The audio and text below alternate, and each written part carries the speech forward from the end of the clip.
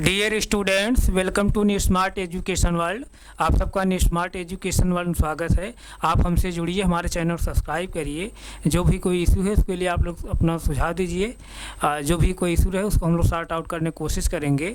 इसके साथ साथ मैं सभी अभिभावकों से भी निवेदन कर रहा हूँ, आप भी हमारे चैनल के माध्यम से जुड़िए। हमारे कंटेंट को आप एनालिसिस करिए। हमारे कंटेंट को आप एनालिसिस करके बच्चों को जरूर हमारे चैनल के माध्यम से जोड़िए। बच्चों को मोबाइल प्रोवाइड कराएं ताकि जो भी कंटेंट हम लोग यहाँ प्रोवाइड कर रहे हैं बच्चे उसको आसानी से पढ़ सकें। इसके साथ साथ मैं आप लोगों से रिक्वेस्ट ये कर रहा हूँ कि आप लोग जो है अपना सुझाव भी दीजिए। आप लोग जो भी सुझाव देंगे उसको हम लोग फॉलो करते हुए यहाँ से और बेहतर से बेहतर कंटेंट प्रोवाइड करने की कोशिश करेंगे। तो प्यारे बच्चे, हम लोग पिछली क्लास क्या पढ़ रहे थे? Pair of linear equation in two variables, यानी दो चरवाहे रैखिक समीकरण का योग हम लोग पढ़ रहे थे। आइए इसी का आगे हम कंटिन्यू करते हुए फिर चलते हैं। तो दो चरवाहे रैखिक समीकरण के योग, दो चरवाहे रैखिक समीकरण के योग है हम लोग पढ़ रहे हैं। दो चरवाले रैखिक, इसी को हम लोग रेखी भी कहते हैं, रेखिक समीकरण के युग्म, यानी pair of linear equation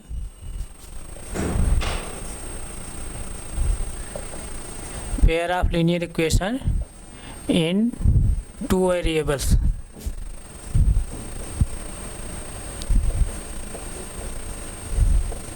pair of linear equation in two variables.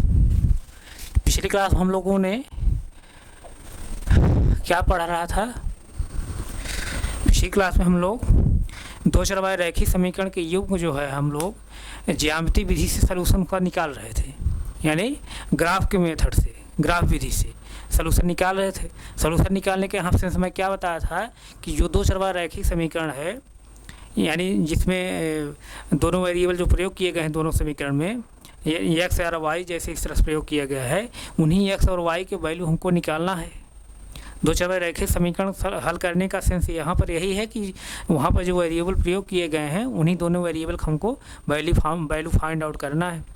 तो जो वैल्यू फाइंड आउट करना है हम लोग वो किसके माध्यम से पढ़ रहे थे? ज्योमेट्रिक मेथड से, यानी ज्यामिति विधि से, अर्थात ग्राफ विधि से जो है हम दो चरवाहे रैखिक समीकरण का हल हम लोग निकालना सीख रहे थे। तो अभी हम लोग जो है पिछली क्लास में 3 एग्जाम्पल लेकर के जो है हम लोगों ने दो चरवाहे रैखिक समीकरण को ग्राफ विधि से जो है इसका सलूशन निकाला। तो वहाँ पर हम लोग क्या देखे कि जब दो समीकरण हम लोग जो है दो चरवाहे रैखिक समीकरण जो हम दो समीकरण के माध्यम से एक साथ पढ़ रहे हैं, तो वहाँ पर दोनों समीकरण के माध्यम से हम लोग दो रेखाएं भी मिल रही हैं, और दोनों रेखाओं के माध्यम से जब हम लोग ग्राफ बना रहे हैं तो वहाँ पर 3 कंडीशन बन रही है।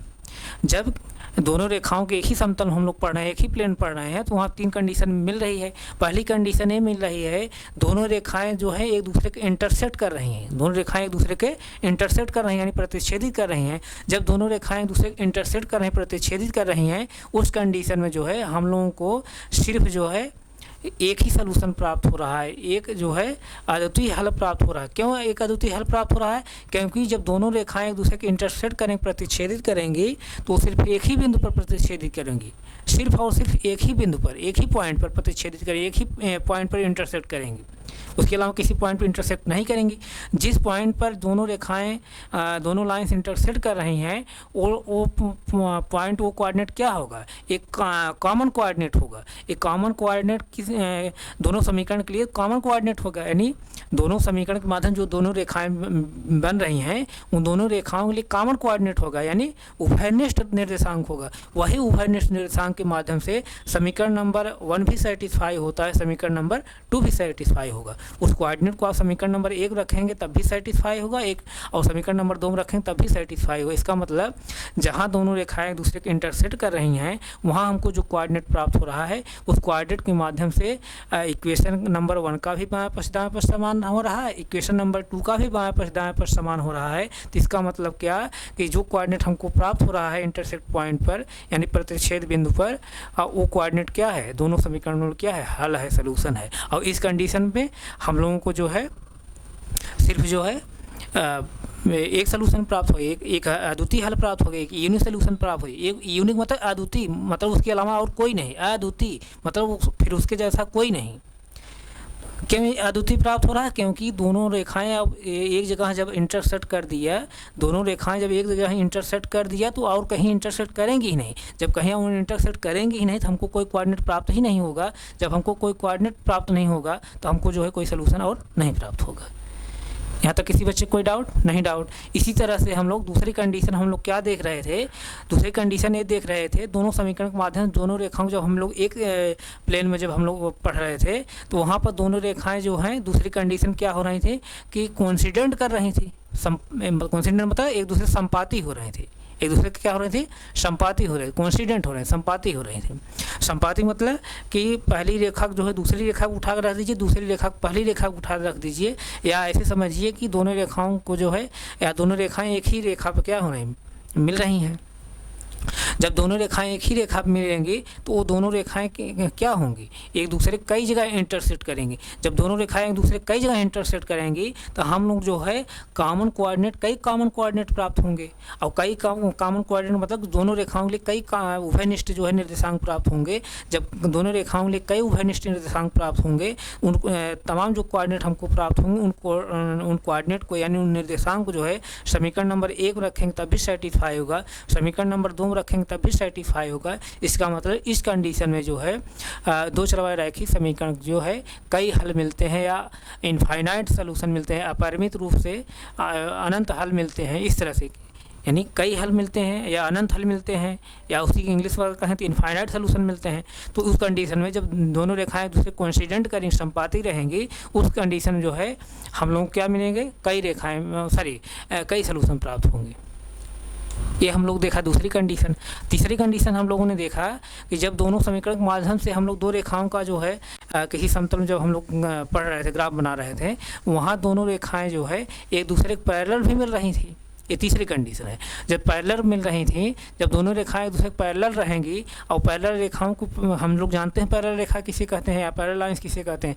मतलब समांतर रेखाएं वे रेखाएं होती हैं जिनको आप अनंत दूरी तक आप बढ़ाते जाएंगे, वो एक दूसरे कहीं इंटरसेक्ट नहीं करती हैं। जब एक दूसरे कहीं इंटरसेक्ट करेंगी नहीं दोनों रेखाएं, तो हम लोग कोई जो है कॉमन कोऑर्डिनेट कोई प्राप्त ही नहीं होगा, यानी कोई उभयनिष्ठ जो है निर्देशांक नहीं प्राप्त होगा। जब कोई उभयनिष्ठ निर्देशांक नहीं प्राप्त होगा तो उस कंडीशन में हमको कोई दोनों समीकरण लिए कोई सोल्यूशन नहीं प्राप्त होगा। तो यही तीन कंडीशन जो है जब ग्राफ के माध्यम से, जब हम लोग ग्राफ के माध्यम से दो चरवाहे रैखिक समीकरण का हम लोग सलूशन निकाल रहे हैं, हल कर रहे हैं, तो यही तीनों कंडीशन मिल रही है। पहली कंडीशन मिल रही है जब दोनों रेखाएं एक दूसरे के इंटरसेक्ट कर रही हैं तो हमको उस कंडीशन में एक सलूशन प्राप्त हो रहा है। जब दोनों रेखाएं एक दूसरे के कोइंसिडेंट हो रही हैं उस कंडीशन में दो चरवाहे रैखिक समीकरण के कई या जो है अनंत सलूशन प्राप्त हो रहे हैं। जब दोनों रेखाएं एक दूसरे के पैरेलल हैं उस कंडीशन जो है दोनों समीकरण के लिए हमको कोई सलूशन नहीं प्राप्त हो रहा है। यही हम लोग पढ़े थे। तो हम लोग इस तरह से तीन एग्जाम्पल के माध्यम से इसको सीखे थे। आइए उसी तीनों एग्जाम्पल को जो है हम लोग थोड़ा सा फिर रिवाइज करते हुए चलते हैं। अपनी बुक ओपन कर लीजिए। जो भी कंटेंट हम लोग पढ़ रहे हैं वो NCERT पढ़ रहे हैं, NCERT बुक से। अगर NCERT बुक आपके पास नहीं है, जो भी बुक आपके पास है उस बुक को आप ओपन करके दो चरवाहे रैखिक समीकरण की बुक आप ओपन करके पढ़िए। तो जैसे एग्जाम्पल नंबर हम लोग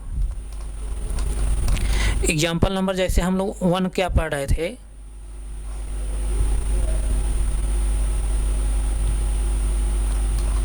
एग्जाम्पल नंबर 1।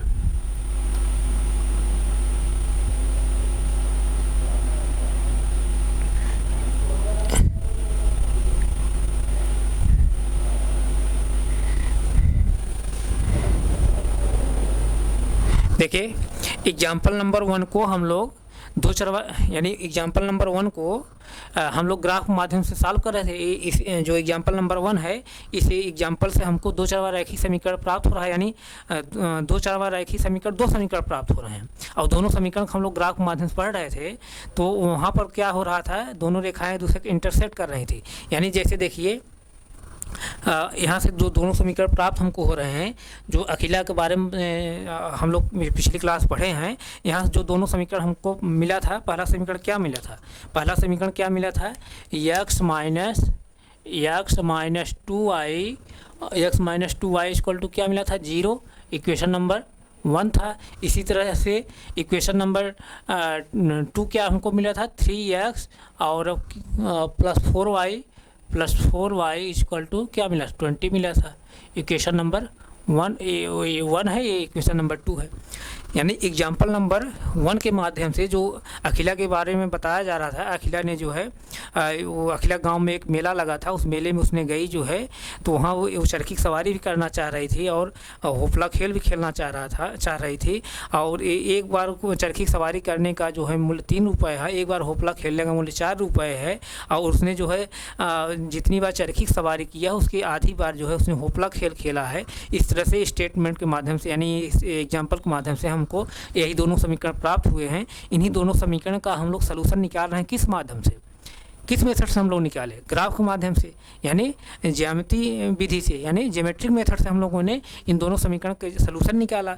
तो जब इन दोनों जो है समीकरणों का जब हम लोग सलूशन निकाले, तो यहाँ सलूशन निकालने के सेंस मैं बार बार बताते हुए आ रहा हूँ, पिछली क्लास से ही मैं बताते हुए आ रहा हूँ कि यहाँ पर सलूशन निकालने के सेंस यहाँ पर यही है। इसमें जो दोनों समीकरणों जो वेरिएबल प्रयोग किए गए हैं, चर जो प्रयोग किया गया है, जैसे x और y जो वेरिएबल प्रयोग किया गया है, उसी का हमको वैल्यू फाइंड आउट करना है। जब इस दो चरवाई रैखिक समीकरण हम लोगों ने पिछली क्लास में भी जो है ग्राफ के माध्यम से पढ़ना, हम लोग ग्राफ के माध्यम से पढ़ रहे थे, तो इन दोनों समीकरण के माध्यम से हमको जो ग्राफ प्राप्त हो रहा था वो इन दोनों समीकरण के माध्यम से जो हम लोग ग्राफ प्राप्त हो रहा था, इन जो दो रेखाओं के माध्यम से हम लोग को ग्राफ प्राप्त हो रहा था, उस ग्राफ में जो है दोनों रेखाएं एक दूसरे क्या हो रही थी, इंटरसेक्ट कर रही थी, एक दूसरे के प्रतिच्छेदित कर रही थी, एक दूसरे के प्रतिच्छेदित कर रही थी। जैसे हम लोग जब ग्राफ बना रहे थे इन दोनों समीकरण के माध्यम से, चूँकि दो समीकरण हैं, दो हमको रेखा प्राप्त होगी, दो समीकरण है दो रेखा प्राप्त होगी, एक समीकरण है तो एक रेखा प्राप्त होगी।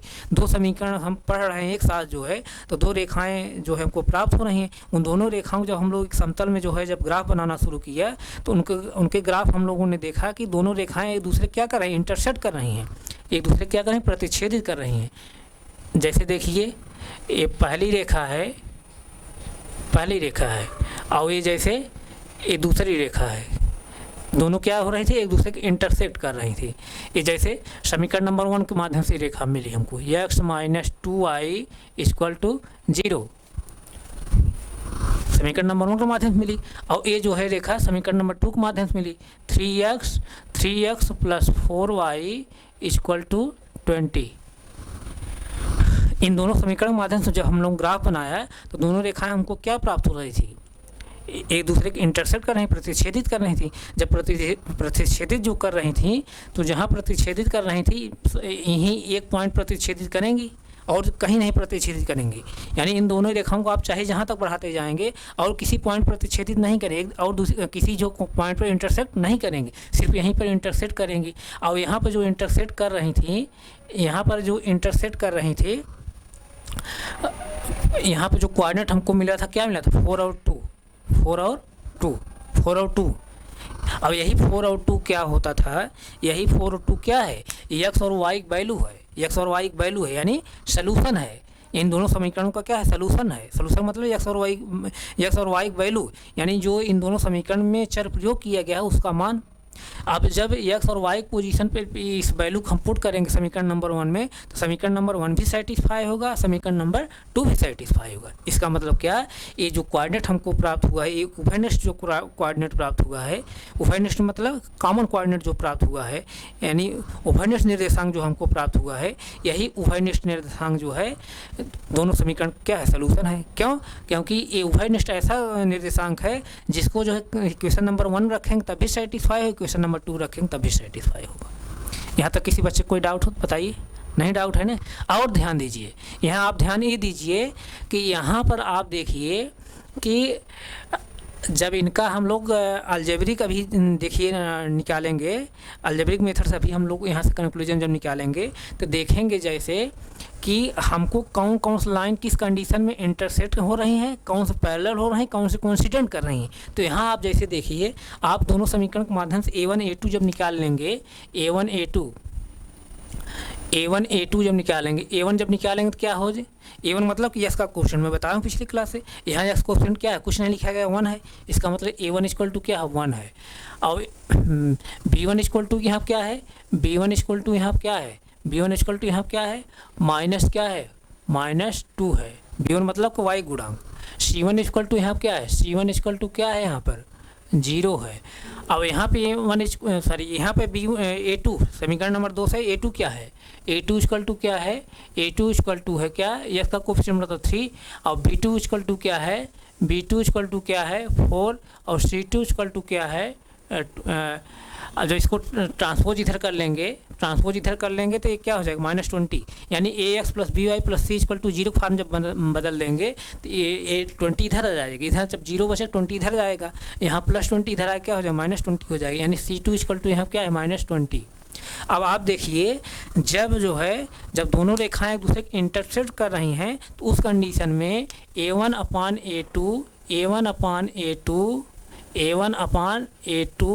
इज नॉट इक्वल टू है B1/B2 के। ध्यान दीजिए, जब दोनों रेखाएं इंटरसेक्ट कर रही हैं, हम लोग पिछली क्लास से जो पढ़ते हुए एग्जाम्पल को आ रहे हैं, वहाँ मैं पिछली क्लास में बताया भी था, और यहाँ आप फिर देख लीजिए। जब दोनों रेखाएं एक दूसरे को इंटरसेक्ट कर रही हैं तो उस कंडीशन में A1/A2 is not equal to है B1/B2 के। जैसे देखिए, आप A1 और A2 वैल्यू रखिए। A1 वैल्यू क्या है यहाँ पर, A1 वैल्यू क्या है, A1 वैल्यू क्या है यहाँ पर 1 है। A1 वैल्यू क्या है 1 है। A2 वैल्यू क्या है 3 है। इक्वल टू B1 वैल्यू क्या है -2 है। और B2 वैल्यू क्या है 4 है। B2 वैल्यू 4 है। और जैसे देखिए, इसको सिंप्लीफाई कर लीजिए। A1/A2 है, B1/B2 है, 1/3 है। इक्वल टू, इसको सिंप्लीफाई करेंगे, 2 जब कर लेंगे क्या, 2 1 जा 2, 2 2 जा 4, यानी 1/2, लेकिन -1/2। अब इधर देखिए, A1/A2 क्या है 1/3 है, और B1/B2 क्या है -1/2 है। फिर से ध्यान दीजिए, A1/A2 क्या है 1/3 है, और B1/B2 क्या है -1/2 है। A1/A2 1/3 और B1/B2 -1/2। A1/A2 1/3, B1/B2 -1/2। यानी A1/A2 और B1/B2 दोनों बराबर नहीं है। इसका मतलब क्या है, A1/A2 is not equal to है क्या, B1/B2 के। जब A1/A2, ध्यान दीजिए, यहीं देखिए बहुत बड़ा कंक्लूजन निकल रहा है, जब A1/A2 is not equal to रहे B1/B2 के, तब उस कंडीशन दोनों रेखाएं क्या कर रही हैं, एक दूसरे को इंटरसेक्ट कर रही हैं। जब दोनों रेखाएं एक दूसरे को इंटरसेक्ट कर रही हैं उस कंडीशन में, तो उस कंडीशन दोनों समीकरण का हमको कौन सा हल प्राप्त होगा, सिर्फ एक हल प्राप्त होगा, एक अद्वितीय हल प्राप्त होगा, ओनली वन सोल्यूशन प्राप्त होगा, यानी यूनिक सोल्यूशन प्राप्त होगा। ध्यान समझिए, जैसे अभी मान लीजिए आपको दो समीकरण इस तरह दिया रहेगा, वहाँ आपको चेक करना है, ऐसे आप चेक कर लेंगे। जब A1/A2 is not equal to B1/B2 रहेगा, तब उस कंडीशन में दोनों रेखाएं दूसरे को इंटरसेक्ट करेंगी। जब दोनों रेखाएं दूसरे को इंटरसेक्ट करेंगी तो उस कंडीशन में दोनों समीकरण के लिए सिर्फ एक ही हमको सोल्यूशन प्राप्त होगा। क्यों एक सोल्यूशन प्राप्त होगा, जब दोनों रेखाएं दूसरे को इंटरसेक्ट करेंगी तो सिर्फ एक ही पॉइंट पर इंटरसेक्ट करेंगी, और वही पॉइंट पर जो हमको कोऑर्डिनेट प्राप्त होगा वो कॉमन कोऑर्डिनेट होगा। ये ऐसा कॉमन कोऑर्डिनेट होगा जिससे दोनों समीकरण क्या होंगे, सेटिस्फाई होंगे। तो उस कंडीशन में सिर्फ ओनली वन सोल्यूशन प्राप्त होगा, यानी यूनिक सोल्यूशन प्राप्त होगा, एक हल प्राप्त होगा या एक अद्वितीय हल प्राप्त होगा। बात समझ रहे हैं, नहीं समझ रहे हैं? तो यानी जब दो समीकरण दिए रहें वहाँ पर A1/A2 is not equal to B1/B2 रहेगा, तो दोनों रेखाएं हम लोगों को जो प्राप्त होंगी, यानी ग्राफ के माध्यम से हम दोनों रेखाओं को बनाएंगे तो क्या प्राप्त होंगे, दोनों रेखाएं दूसरे को इंटरसेक्ट करेंगी, यानी दोनों रेखाएं दूसरे को प्रतिच्छेदित करेंगी, और उस कंडीशन में हम लोगों को दोनों समीकरण के सिर्फ और सिर्फ एक सोल्यूशन प्राप्त होगा, तो एक अद्वितीय हल प्राप्त होगा। बात समझ आई? जब A1/A2, ध्यान दीजिए, आप बुक में ही सब चीज़ लिखा है, आप हो सकता वहाँ ना समझ पाएँ, लेकिन मैं यहाँ बताने की कोशिश आप कर रहा हूँ, आप गौर इसको समझिए। जब A1, यानी हम लोग पिछली क्लास अभी देखते हुए आ रहे हैं, वही रेखाएं या उन्हीं समीकरणों के माध्यम जो रेखाएं प्राप्त हो रही हैं, जो इंटरसेक्ट कर रही हैं, जिनका A1/A2 is not equal to B1/B2 है। यहाँ देखिए, इन दोनों समीकरण के माध्यम से हम लोग पिछली क्लास में ज्यामिति बेस से इसका सोल्यूशन निकाल रहे थे। जब वहाँ सोल्यूशन हम लोगों ने निकाला तो दोनों रेखाएं दूसरे को इंटरसेक्ट कर रही हैं। जब दोनों रेखाएं इंटरसेक्ट कर रही हैं तो यहाँ से देखिए A1/A2 is not equal to B1/B2 है। इसका मतलब जिन दोनों समीकरण का a1/a2 is not equal to b1/b2 है, उन्हीं समीकरणों के माध्यम से दोनों रेखाएं एक दूसरे के इंटरसेक्ट करेंगी। अब जो दोनों रेखाएं एक दूसरे के इंटरसेक्ट करेंगी उस कंडीशन में हमको एक हल ही प्राप्त होगा, यानी एक अद्वितीय हल प्राप्त होगा, एक यूनिक सोल्यूशन प्राप्त होगा, जिसके माध्यम दोनों समीकरण क्या होंगे, सेटिस्फाई होंगे। बात समझ में आई नहीं? यहाँ तक किसी कोई डाउट नहीं? डाउट एक बार फिर समझ लीजिए कि दो चरवाए रैखिक समीकरण को दो चरवाए रैखिक समीकरण जब हम लोग एक ही समीकरण दो चरवाए रैखिक समीकरण को जब हम लोग दो समीकरण को एक ही समीकरण दो चरवाए रैखिक समीकरण जब हम लोग दो चरवाए रैखिक समीकरण जब हम लोग दो समीकरण के माध्यम से जब एक ही साथ हम लोग पढ़ रहे हैं, तो उस कंडीशन में हमको दोनों समीकरण के माध्यम से हमको दो रेखाएं प्राप्त होंगी जब हम लोग ग्राफ बनाएंगे। तो हम लोग पिछली क्लास क्या हम लोग देखते हुए आ रहे हैं कि जब दोनों रेखाएं एक दूसरे के इंटरसेक्ट कर रही हैं तो उस कंडीशन क्या है कि उन्हीं दोनों समीकरण के माध्यम से दोनों रेखाएं इंटरसेक्ट कर रही हैं जिनका a1/a2 is not equal to है b1/b2। बस यही मैं कहना चाह रहा हूँ। कहने का मतलब यही, दो चरवाए रैखिक समीकरण को जब दो समीकरण के माध्यम से हम लोग एक साथ जब पढ़ रहे हैं, तब दो समीकरण को एक साथ हम लोग पढ़ रहे हैं तो दोनों समीकरण से हमको दो रेखाएं प्राप्त होंगी। जब दोनों रेखाओं को हम लोग ग्राफ के माध्यम से पढ़ेंगे तो जब दोनों रेखाएं एक दूसरे के इंटरसेक्ट करेंगी तो वही रेखाएं इंटरसेक्ट करेंगी या उन्हीं समीकरण के माध्यम से दोनों रेखाएं इंटरसेक्ट करेंगी जिनका a1/a2 is not equal to है b1/b2 के। तो इन दोनों समीकरण के माध्यम से हम लोगों ने देखा कि दोनों रेखाएं इंटरसेक्ट कर रही हैं। जब दोनों रेखाएं इंटरसेक्ट कर रही हैं तो यहाँ हमने ये भी देखा कि इसका जो है इन दोनों समीकरण का a1/a2 is not equal to b1/b2 है। और जब दोनों रेखाएं इंटरसेक्ट करेंगी तो वहाँ पर हम सिर्फ दोनों रेखाएं सिर्फ एक ही पॉइंट पे जो है इंटरसेक्ट करेंगी। तो जब एक ही पॉइंट पे इंटरसेक्ट करेंगे हमको जो है सिर्फ एक ही कोऑर्डिनेट प्राप्त होगा। एक ही जब कोऑर्डिनेट हमको प्राप्त होगा तो वही कोऑर्डिनेट क्या होगा, दोनों समीकरण के लिए क्या होगा, सोल्यूशन होगा, हल होगा। और इस कंडीशन पे सिर्फ यूनिक सोल्यूशन प्राप्त होगा, एक अद्वितीय हल हम प्राप्त होता है, सिर्फ एक हल प्राप्त होता है। यही मैं बताने की कोशिश कर रहा हूँ। यहाँ तक किसी बच्चे कोई डाउट नहीं? डाउट है? आप इसको नोट करना चाहें नोट करिए। जब दो समीकरण को हम एक साथ पढ़ेंगे उस कंडीशन में जब दो समीकरण के माध्यम दोनों रेखाएं हमको जो प्राप्त होती हैं ग्राफ के माध्यम से, वो दोनों रेखाएं अगर इंटरसेक्ट करेंगी तो उस कंडीशन में उन दोनों समीकरण का a1/a2 is not equal to b1/b2 रहेगा, तभी दोनों रेखाएं इंटरसेक्ट करेंगी। और उस कंडीशन में हमको सिर्फ एक ही अद्वितीय हल प्राप्त होगा, सिर्फ एक हल प्राप्त होगा दोनों समीकरण के लिए। यहाँ तक किसी बच्चे कोई डाउट नहीं होगा। इसी तरह से हम लोग दूसरा एग्जाम्पल हम लोग पढ़े थे। जैसे देखिए दूसरा एग्जाम्पल देखिए आप, ये रोमिला के बारे में जो नहीं बताया गया था कि रोमिला जो है गई थी स्टेशनरी दुकान पर। देखिए जैसे यहाँ पर जैसे देखिए एग्जाम्पल नंबर 2 क्या है, रोमिला एक स्टेशनरी की दुकान पे गई और 9 रुपए में 2 पेंसिल 3 रबड़ खरीदी। उसकी सहेली सोनाली ने रोमिला के पास नई तरह की पेंसिल और रबड़ देखी और उसने भी 18 रुपए में उसी तरह 4 पेंसिल 6 रबड़ खरीदी। इस स्थिति में हमको दो समीकरण प्राप्त हुए थे। इन दोनों समीकरण हम लोग ग्राफ के माध्यम से जब पढ़ रहे थे तो वहाँ पर दोनों समीकरण के माध्यम से हमको जो ग्राफ जो मिल रहा था, दोनों लाइनें जब ग्राफ मिल रही थी, दोनों लाइनें क्या मिल रही थी, एक दूसरे के कोइंसिडेंट हो रही, एक दूसरे के संपाती हो रही थी। जैसे देखिए ये जो दोनों समीकरण है, जैसे पहला समीकरण क्या हमको प्राप्त हुआ था समीकरण नंबर 2 के माध्यम से, एग्जाम्पल नंबर 2 के माध्यम से उदाहरण नंबर 2 के माध्यम से जो दो समीकरण हमको प्राप्त हुए थे, उसमें पहला समीकरण क्या था, 2x और प्लस 3y इक्वल टू 9, इस तरह था समीकरण नंबर 1। इसी तरह दूसरा समीकरण क्या था, 4x और plus 6y equal to 18, equation number क्या है, 2 है।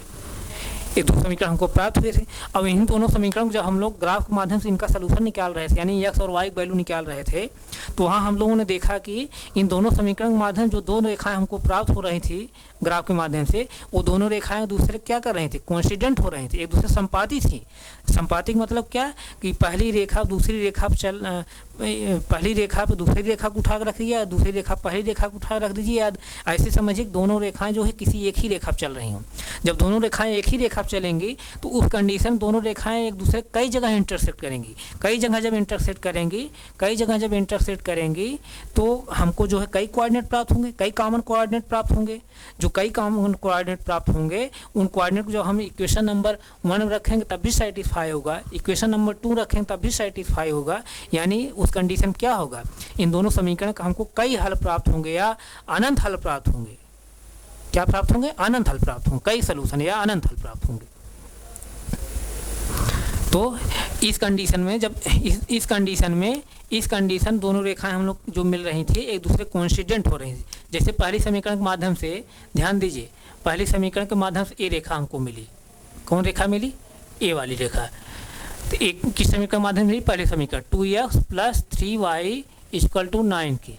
और जब दूसरी रेखा हम लोगों ने देखा, दूसरी रेखा भी इसी रेखा पर मिल रही है, यानी यहीं से जो है दूसरी भी रेखा मिल रही है। दूसरी रेखा यानी किस समीकरण के माध्यम? 4x + 6y = 18। दोनों रेखाएं जो है एक ही रेखा पर चल रही हैं। जब दोनों रेखाएं एक ही रेखा पर चलेंगी तो ये दोनों रेखाएं जो है एक दूसरे कई जगह इंटरसेक्ट करेंगी। कई जगह इंटरसेक्ट जब करेंगी तो हमको कई कोऑर्डिनेट प्राप्त होंगे। जब कई कोऑर्डिनेट हमको प्राप्त होंगे तो सारे जितने कोऑर्डिनेट प्राप्त होंगे तो दोनों इक्वेशन क्या करेंगे? सेटिस्फाई करेंगे। इसका मतलब क्या, जब कई कोऑर्डिनेट हमको प्राप्त हो रहे हैं और सभी कोऑर्डिनेट के माध्यम समीकरण नंबर 1 समीकरण नंबर 2 सेटिस्फाई हो रहा है, इसका मतलब क्या, सभी जितने कोऑर्डिनेट प्राप्त हो रहे हैं समीकरण नंबर 1 समीकरण नंबर 2 क्या है? सलूशन है, हल है। तो यानी जब दोनों रेखाएं दूसरे के संपाती रहेंगी उस कंडीशन में जो है दोनों समीकरण के अनंत हल प्राप्त होंगे या कई हल प्राप्त होंगे, अनेक हल प्राप्त होंगे। यहाँ तक किसी बच्चे कोई डाउट नहीं? डाउट। और अभी यहाँ और कंक्लूजन एक निकल रहा है कि यहाँ कंक्लूजन यही निकल रहा है, वही रेखाएं जो है, वही दोनों रेखाएं या ऐसे समझिए, यहाँ कंक्लूजन ये निकल रहा है उन्हीं दोनों समीकरण के माध्यम से रेखाएं जो है कोइंसिडेंट कर रही हैं जिनका ध्यान दीजिए, जिनका a1/a2 = b1/b2 = c1/c2 है।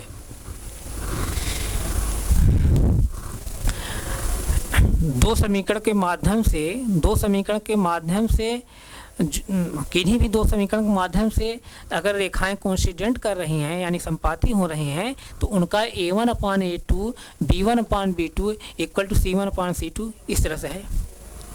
जैसे देख लीजिए, यहाँ पर जब दोनों रेखाएं दूसरे के कोइंसिडेंट कर रही हैं तो यहाँ पर इनका a1/a2 = b1/b2 = c1/c2 है। इस तरह से आप जैसे देख लीजिए, यहाँ पर a1 क्या है, यहाँ पर a1 क्या है, हम ध्यान दीजिए, a1 क्या है, a1 यहाँ पर क्या है, s गुणांक 2, b1 क्या है 3, y गुणांक, c1 क्या है, c1 देखिए। अब इसको जैसे ax + by + c = 0 खान पहले रखेंगे, अब यानी दाहिने साइड 0 रहना चाहिए। तो इसको दाहिने साइड जो 9 है, 9 हम इधर पक्षांतर करेंगे तो यहाँ क्या हो जाएगा, -9 हो जाएगा। तो इधर क्या हो जाएगा, 0 हो जाएगा, यानी ax + by + c = 0 फार्म हो जाएगा। तो यानी c1 = क्या हो जाएगा, -9। मैं यहाँ लिखा नहीं हूँ, आप समझ जाइए। इसी तरह जैसे यहाँ पर a2 = क्या है, जैसे देखिए इसको हम ax + by + c = 0 फार्म रख रहे हैं। जैसे देखिए 2x + क्या है 3y और -9 = 0, इस तरह से। अब यहाँ से a1 क्या हो जाएगा, x का गुणांक, b1 क्या हो जाएगा, y गुणांक, c1 क्या हो जाएगा, -9 हो जाएगा। तो a1 = 2, b1 = 3, c1 = -9। इसी तरह जैसे 18 को इधर जब ले जाएंगे, जैसे इस तरह देखिए 4x और +6y और -18 = 0 है। अब यहाँ जैसे देखिए a2 = मतलब यस का कोफिशिएंट, a2 = मतलब यस कोफिशिएंट मतलब 4 है, b2 = कितना है, y कोफिशिएंट मतलब 6 है, और c2 = क्या है, -18 है। यहाँ तक किसी बच्चे कोई डाउट नहीं? डाउट है ना? तो अब इनका जो है a1/a2 b1/b2 सब निकाल लीजिए। जैसे a1/a2 बराबर b1/b2 = c1/c2 रखिए। a1 वैल्यू क्या है, 2, a2 वैल्यू क्या है, 4। अब यहाँ देखिए b1 वैल्यू क्या है, 3, B2 की वैल्यू क्या है 6, C1 वैल्यू क्या है -9, C2 वैल्यू क्या है -18। सब सिंपलीफाई करिए, सब सिंपलीफाई करिए। 2 1 जा 2, 2 2 जा 4 यानी 1/2 आया। 3 1 जा 3, 3 1 जा 3, 3 2 जा 6 यानी 1/2। यहाँ देखिए माइनस माइनस कैंसिल होगा, 9 1 जा 9, 9 2 जा 18 यानी 1/2। यानी क्या आया A1/A2 equal to B1/B2 equal to C1/C2। जब दोनों समीकरण का, जब दो चरवाए रैखिक समीकरण के दो समीकरण का A1/A2 equal to B1/B2 equal to C1/C2 रहता है, तो उस कंडीशन में उनके माध्यम से जो दोनों रेखाएं हमको प्राप्त होती हैं एक दूसरे क्या होती हैं, कोइंसिडेंट होती हैं, संपाती होती हैं। जब दोनों रेखाएं एक दूसरे संपाती रहेंगी तो वो कई जगह जो है इंटरसेक्ट करेंगी। कई जगह जब इंटरसेक्ट करेंगे तो हमको उस तरह से जो है हमको कई कोऑर्डिनेट प्राप्त होंगे। कई जो कोऑर्डिनेट प्राप्त होंगे उन कोऑर्डिनेट के माध्यम से समीकरण नंबर 1 भी समीकरण नंबर 2 भी सेटिस्फाई होगा। इसका मतलब समीकरण नंबर 1 समीकरण नंबर 2 के लिए कई सोल्यूशन प्राप्त होंगे। यानी सीधा सीधा इसका सेंस यहाँ पर ये है, जब दोनों रेखाएं दूसरे के कोइंसिडेंट रहेंगे, संपाती रहेंगी, उस कंडीशन में जो है हमको अनंत हल प्राप्त होते हैं, कई हल प्राप्त होते हैं, अनेक हल प्राप्त होते हैं। और किन्हीं भी दो समीकरण के माध्यम से रेखाएं कब कोइंसिडेंट होंगी, जब उनका A1/A2 equal to B1/B2 equal to C1/C2 रहेगा। उस कंडीशन में दोनों रेखाएं जो है एक दूसरे कोइंसिडेंट करेंगे, संपाती होंगी। उस कंडीशन में दोनों समीकरण के हमको अनेक या अनंत हल प्राप्त होते हैं। यहाँ तक किसी बच्चे कोई डाउट हो बताइए? नहीं डाउट है ना? नहीं डाउट है ना? और ध्यान देने वाली एक बात बहुत मुख्य है, ध्यान देने वाली बात एक मुख्य और है कि जब दोनों रेखाएं कोइंसिडेंट होंगी, संपाती होंगी, तो आप देखेंगे जिन दोनों समीकरण के माध्यम से दोनों रेखाएं दूसरे कोइंसिडेंट हो रही हैं, संपाती हो रही हैं, वो दोनों समीकरण क्या हैं, एक दूसरे के क्या है, समान ही है, इक्वल ही है। आप देखेंगे इनडायरेक्ट रूप से दोनों क्या है, इक्वेशन समान है। जिन दोनों समीकरण के माध्यम से रेखाएं हमको कोइंसिडेंट प्राप्त होंगी यानी संपाती प्राप्त होंगी, उन दोनों समीकरणों को आप देखेंगे तो इनडायरेक्ट रूप से क्या है, वो समान ही है, तुल्य है, इक्वल है। जैसे देखिए, या इक्विवेलेंट है। जैसे देखिए, ध्यान दीजिए यहाँ पर इक्वेशन नंबर 2 क्या है, सॉरी इक्वेशन नंबर 1 क्या है, 2x और प्लस 3y इक्वल टू क्या है 9 है। और इक्वेशन नंबर जैसे 2 क्या है 4x है और प्लस 6y है इक्वल टू क्या है 18 है। दोनों पक्षों में समीकरण नंबर के दोनों पक्षों में समीकरण नंबर 2 है, समीकरण नंबर 1 है। समीकरण नंबर 2 के दोनों पक्षों में हम 2 कॉमन ले रहे हैं। 2 जब कॉमन ले लेंगे तो यहाँ क्या बचेगा, 2 बचेगा, 2x प्लस यहाँ क्या बचेगा 3y बचेगा और यहाँ क्या बचेगा 2 × 9 बचेगा। दोनों तरफ 2 है, 2 कैंसिल हो गया। यानी तब क्या बचा 2x और प्लस 3y इक्वल टू क्या 9, ये समीकरण नंबर 2। और जो समीकरण नंबर 1 है वही समीकरण नंबर 2 भी तो है ना। तो कहने का सेंस यहाँ पर यही है, कहने का सेंस यहाँ पर यही है, जिन दो समीकरणों के माध्यम से, जिन दो चरवाए रैखिक समीकरण के माध्यम से हमको दोनों रेखाएं संपाती प्राप्त हो रही हैं यानी कोइंसिडेंट लाइंस प्राप्त हो रही हैं, उन दोनों समीकरण का हम देखेंगे, अगर उन दोनों समीकरणों को अगर देखेंगे हम तो इनडायरेक्ट रूप से क्या होते हैं, समान होते हैं। इनडायरेक्ट रूप से मतलब कि अप्रत्यक्ष रूप से, जैसे अप्रत्यक्ष रूप से आप देखें तो समान होते हैं। जैसे देखिए इक्वेशन नंबर 1 जो है वही तो इक्वेशन नंबर 2 भी है, लेकिन वहाँ लिखने का तरीका अलग है। लेकिन अगर देखेंगे तो वो दोनों क्या है, इक्वेशन नंबर 1 इक्वेशन नंबर 2 क्या है, दोनों समान ही हैं। तो यहाँ समझिए यही, जब इनडायरेक्ट रूप से या डायरेक्ट रूप से या इनडायरेक्ट रूप, प्रत्यक्ष या अप्रत्यक्ष रूप से जब दोनों समीकरण समान रहते हैं, उसी कंडीशन में जो है उन समीकरणों के माध्यम जो रेखाएं प्राप्त होती हैं, संपाती रेखाएं प्राप्त होती हैं, यानी कोइंसिडेंट लाइंस हमको प्राप्त होती हैं। जब दोनों रेखाएं कोइंसिडेंट रहेंगे तो उस कंडीशन में जो होगा हमको जो है उन दोनों समीकरण के कई सोल्यूशन प्राप्त होंगे, अनंत सोल्यूशन प्राप्त होंगे। और वहाँ देखेंगे जिन दोनों समीकरण के लिए दोनों रेखाएं जो है संपाती होती हैं, और उनका जो है A1/A2 equal to B1/B2 equal to C1/C2 क्या होता है, इक्वल होता है। इस तरह से यानी जिन दो समीकरणों का a1/a2 equal to b1/b2 equal to c1/c2 होता है, उन दोनों समीकरण के माध्यम से हमको जो रेखाएं मिलती हैं, संपाती रेखाएं मिलती हैं, कोइंसिडेंट लाइंस मिलती हैं, उस कंडीशन में जब दोनों लाइनें एक दूसरे कोइंसिडेंट होंगी तो उस कंडीशन दोनों लाइनें एक दूसरे कई जगह इंटरसेक्ट करेंगी। जब कई जगह इंटरसेक्ट करेंगे तो हमको कई कोऑर्डिनेट प्राप्त होगा। जब कई कोऑर्डिनेट प्राप्त होगा तो उन कोऑर्डिनेट को जो हम इक्वेशन नंबर 1 रखेंगे तब भी सेटिस्फाई होगा, इक्वेशन नंबर 2 रखेंगे तब भी सेटिस्फाई होगा। यानी जितने कोऑर्डिनेट हमको प्राप्त होंगे उन कोऑर्डिनेट के माध्यम समीकरण नंबर 1 समीकरण नंबर 2 दोनों सेटिस्फाई होगा। इसका मतलब जितने कोऑर्डिनेट हैं सभी क्या है, इक्वेशन नंबर 1 इक्वेशन नंबर 2 क्या सलूशन है। तो इस कंडीशन हमको दोनों समीकरण के कई सलूशन प्राप्त होते हैं या अनंत हल प्राप्त होते हैं। यहाँ तक किसी बच्चे कोई डाउट हो बताइए। नहीं डाउट है ना, आप नोट करिए तुरंत, पहले यहाँ तक नोट करिए तब अगले ये कंडीशन हम बताएं।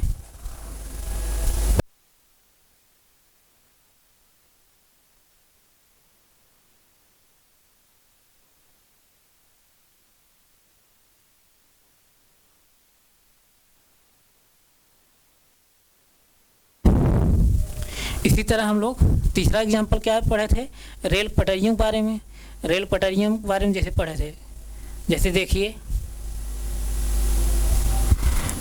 एग्जाम्पल नंबर 3 क्या कर रहा था, दो रेल की पटरियाँ समीकरण x + 2y - 4 = 0 और 2s + 4y = 12, इनको जब हम लोग ज्यामिति विधि से इनका सलूशन निकाल रहे थे तो इस कंडीशन में दोनों रेखाएं हमको जो प्राप्त हो रही थी इन दोनों समीकरण के माध्यम से, दोनों रेखाएं एक दूसरे पैरेलल हमको प्राप्त हो रही, एक दूसरे समांतर प्राप्त हो रही थी। जब दोनों रेखाएं एक दूसरे समांतर थीं, जब दोनों रेखाएं समांतर रहेंगी तो ये दोनों रेखाएं एक दूसरे कहीं इंटरसेक्ट करेंगी ही नहीं। जब इंटरसेक्ट कहीं करेंगे ही नहीं तो उस कंडीशन में कोई हमको कोऑर्डिनेट प्राप्त ही नहीं होगा। जब कोई कोऑर्डिनेट प्राप्त ही नहीं होगा इसका मतलब दोनों समीकरण का हमको कोई सलूशन प्राप्त ही नहीं होगा।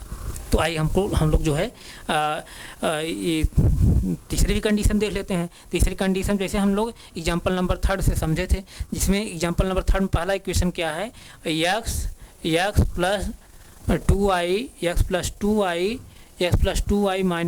= क्या है, 0 है, इक्वेशन नंबर 1 है। इसी तरह से इक्वेशन नंबर 2 क्या है, इक्वेशन नंबर 2 क्या है, 2x + 4y 2x + 4y - 12 equal to क्या है, 0 है, इक्वेशन नंबर क्या है, 2 है, इक्वेशन नंबर 2। जब अभी हम लोग पिछली क्लास में हम लोगों ने इन दोनों समीकरणों को जब हम लोग ज्यामिति विधि से जब हल कर रहे थे, ज्यामिति विधि हल करने मतलब यहाँ पर ज्यामिति विधि से x और y की वैल्यू निकालना चाह रहे थे और x y की वैल्यू वही होगी वैल्यू जिससे इक्वेशन 1 इक्वेशन 2 भी क्या होगा, सेटिस्फाई हो जाए। तो जब हम लोगों दोनों समीकरण के माध्यम से, ग्राफ के माध्यम से जब उनका सलूशन निकाल रहे थे तो दोनों समीकरण के माध्यम से हमको जो दो रेखाएँ प्राप्त हो रही थी, दोनों रेखाएँ जो है एक दूसरे क्या प्राप्त हो रही थी, पैरेलल प्राप्त हो रही हैं। ग्राफ में दोनों रेखाएं जो है एक दूसरे के पैरेलल प्राप्त हो रही है, एक दूसरे समांतर प्राप्त हो रही है। एक दूसरे जब समांतर प्राप्त हो रही थी रेखाएं, उस कंडीशन में जो है दोनों रेखाएं एक दूसरे कहीं इंटरसेक्ट करेंगी नहीं। जब दोनों रेखाएं एक दूसरे के इंटरसेक्ट करेंगी नहीं तो इसका मतलब हमको कोई कोऑर्डिनेट प्राप्त नहीं होगा, यानी कोई कॉमन कोऑर्डिनेट नहीं प्राप्त होगा, कोई उभयनिष्ठ निर्देशांक नहीं प्राप्त होगा। कोई उभयनिष्ठ निर्देशांक जब नहीं प्राप्त होगा तो हमको जो है इस कंडीशन में जो है इन दोनों समीकरण क्या होगा, कोई सलूशन नहीं प्राप्त होगा। क्योंकि जब कोई कोऑर्डिनेट ही नहीं प्राप्त होगा तो कौन सा कोऑर्डिनेट हम दोनों समीकरण रखेंगे जो इक्वेशन नंबर 1 को भी सेटिस्फाई करे, इक्वेशन नंबर 2 को सेटिस्फाई करे। कोई इसका मतलब हमको दोनों समीकरण के माध्यम से जो दोनों रेखाएं एक दूसरे पैरेलल प्राप्त हो रही हैं उस कंडीशन हमको जो है कोई कोऑर्डिनेट नहीं प्राप्त हो रहा है। क्यों नहीं प्राप्त हो रहा है, क्योंकि दोनों रेखाएं पैरेलल हैं। जब दोनों रेखाएं पैरेलल हैं तो एक दूसरे कहीं इंटरसेक्ट करेंगी नहीं। जब दोनों रेखाएं एक दूसरे के इंटरसेक्ट नहीं करेंगी तो उस कंडीशन हमको कोई कोऑर्डिनेट नहीं प्राप्त होगा। कोई जब कोऑर्डिनेट नहीं प्राप्त होगा तो दोनों समीकरण कोई सलूशन नहीं निकलेगा। यानी इस कंडीशन में दोनों समीकरण क्या होता है, कोई सलूशन नहीं प्राप्त होता है। और ध्यान दीजिए, यहाँ ध्यान देने वाली बात यह है कि उन्हीं दो समीकरणों के माध्यम से दोनों रेखाएं पैरेलल प्राप्त होती हैं। ध्यान दीजिए, उन्हीं समीकरणों के माध्यम से दो रेखाएं हमको पैरेलल प्राप्त होती हैं जिनका ध्यान दीजिए, जिनका यहाँ पर जो रेखाएं हमको प्राप्त हो रही हैं पैरेलल प्राप्त हो रही हैं, समांतर ध्यान दीजिएगा, समांतर प्राप्त हो रही हैं।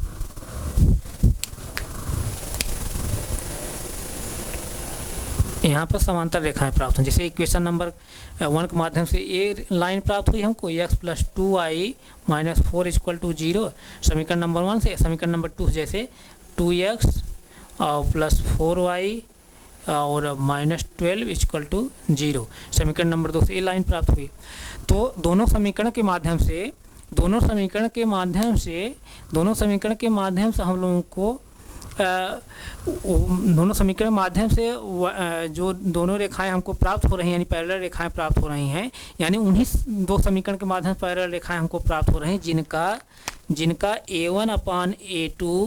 a1/a2 इक्वल टू b1/b2 है, is not equal to c1/c2 है।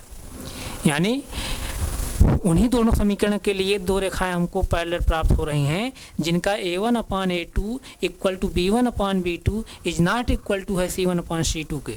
अब इनका देख लीजिए, आप इनका a1 a2 निकाल लीजिए। इनका a1 a2 जब निकालेंगे तो a1 क्या होगा, a1 क्या यस गुणांक, यानी समीकरण नंबर 1 से a1 मैं निकाल रहा हूँ। यस गुणांक क्या है 1, b1 क्या है y गुणांक मतलब 2, c1 क्या है -4। इसी तरह समीकरण नंबर 2 से निकाल लीजिए a2 जब निकालेंगे क्या हो जाएगा 2, b2 जब निकालेंगे क्या हो जाएगा 4, c2 जब निकालेंगे क्या हो जाएगा -12। इस तरह से अब जैसे देखिए, अब इन दोनों समीकरण से अब जब देखेंगे इन दोनों समीकरण के माध्यम जब हमको पैरेलल रेखाएं प्राप्त हो रही हैं तो आप देखेंगे इनका a1/a2 equal to b1/b2 is not equal to है c1/c2 के। आप चाहे वैल्यू रख कर देख लीजिए, वैल्यू रखिए यहाँ पर। जैसे देखिए a1/a2 के क्या है, यहाँ पर a1 की वैल्यू क्या है 1 है, a2 की वैल्यू क्या है 2 है, इक्वल टू b1 वैल्यू क्या है 2 है और b2 वैल्यू क्या है 4 है, c is not equal to c1/c2। c2 value क्या है -4 है और c1 वैल्यू क्या है -4 है और c2 वैल्यू क्या है -12 है। अब जैसे देखिए यहाँ देखिए माइनस ऊपर कैंसिल हो गया, माइनस ऊपर माइनस नीचे कैंसिल हो जाएगा। यहाँ जैसे देखिए 1/2 है, यहाँ क्या इसको सिंपलीफाई कर दीजिए 2 1 जा 2 2 2 जा 4 यानी 1/2 आया। इज नॉट इक्वल टू जैसे देखिए इसको सिंपलीफाई कर लीजिए 4 1 जा 4 और 4 3 जा 12 यानी 1/3 आया।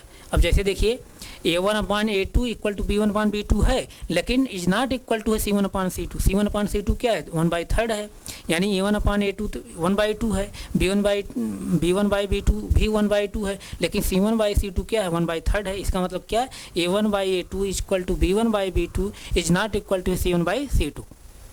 यानी जिन दोनों समीकरण के माध्यम से हमको पैरेलल रेखाएं प्राप्त होंगी उनका a1/a2 इक्वल टू b1/b2 रहेगा, is not equal to c1/c2 रहेगा। फिर समझिए एक बार, जिन दोनों समीकरण के माध्यम से हमको पैरेलल रेखाएं प्राप्त होंगी उनका a1/a2 equal to b1/b2 is not equal to c1/c2 रहेगा।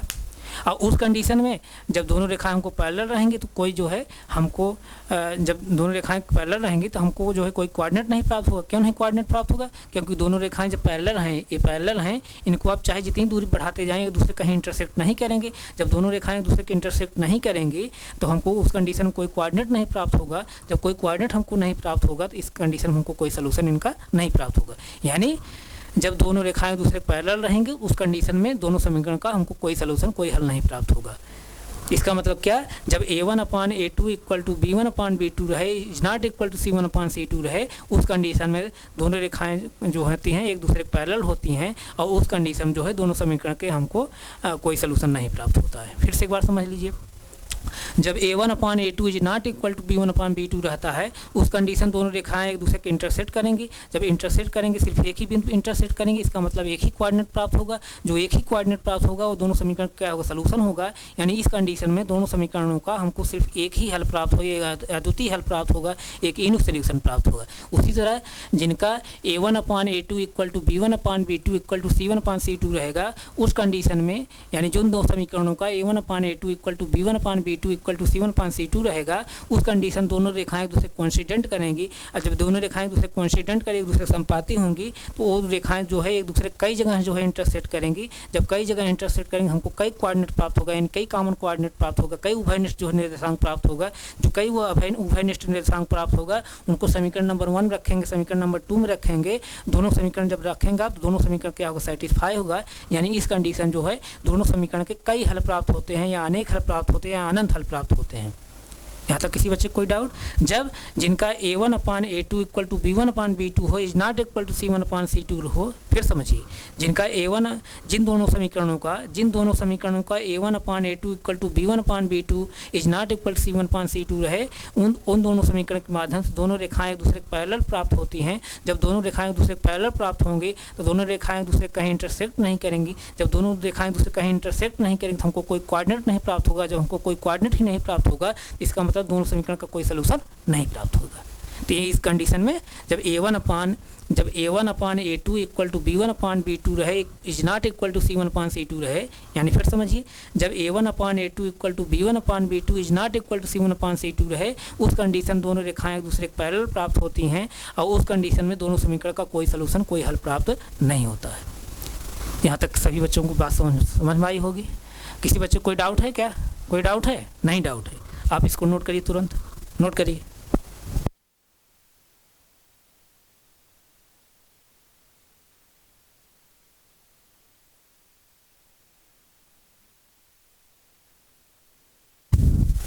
नोट हो गया? तो प्यारे बच्चे हम यहीं तक रख रहे हैं, आगे हम फिर कंटिन्यू करें। Thank you so much.